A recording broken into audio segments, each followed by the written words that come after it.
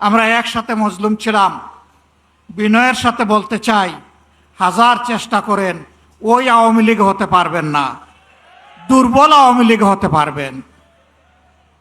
সেই আওয়ামী লীগ যারা জাতিকে নিয়ে, বিরোধী দলকে নিয়ে ব্যঙ্গ বিদ্রুপ করত, আজকে তারা কোথায়?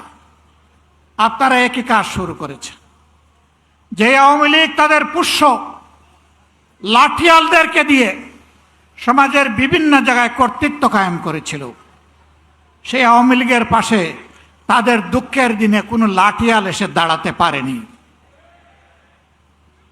আফসোসের বিষয়, রাষ্ট্রের মৌলিক যে সমস্ত জায়গায় পরিবর্তন দরকার, সুশাসন কায়েমের জন্য, সত্যিকারের স্বাধীনতার স্বাদ জনগণকে দেওয়ার জন্য, প্রত্যেকটি বিষয়ে বিএনপি বিরোধিতা করে চলছে। এটি জাতির সাথে সুস্পষ্ট প্রতারণা।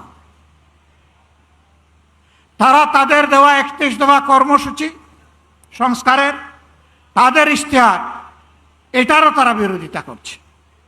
আমার মনে হয় তারা যে বিরোধিতা করছে এই জ্ঞানটাও বোধহয় তারা হারিয়ে ফেলেছে। প্রিয় বিএনপি, ভুলে যাবেন না, এই জুলাই না হলে এই মায়েদের, এই বাবাদের, এই ভাইদের, এই বোনদের সন্তান, স্বামী, ভাই, বোন জীবন না দিলে আজকে ক্ষমতার তক আপনারা এনজয় করতে পারতেন না। তক্তে বসে ভুলে গেছেন? আপনারা আগেই ভুলেছিলেন। শহীদ পরিবার যখন বুকে কষ্ট নিয়ে কান্নাকাটি করছিল, শহীদ পরিবারের কাছে তখন আপনাদের ছুটে যাওয়ার সময় ছিল না। আপনারা 5 আগস্টের পর 7 আগস্ট পার্টি অফিসের সামনে দাঁড়িয়ে বললেন, আমাদেরকে নির্বাচন দাও, আমরা ক্ষমতায় বসতে চাই।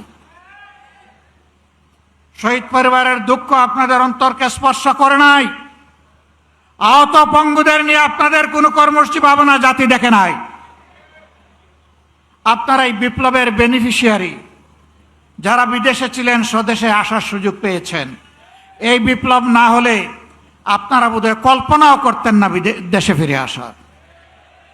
আমার সম্মানিত জেলের সহকর্মী, পার্টনার আল্লামা মামুনুল হক বলেছেন, বিএনপির শীর্ষ নেতারা জেলে ছিলেন, একসাথেই ছিলাম। তারা হতাশা ব্যক্ত করে বলতেন, 41-এর আগে হাসিনা এবং আওয়ামী লীগকে ক্ষমতা থেকে সরানো সম্ভব নয়।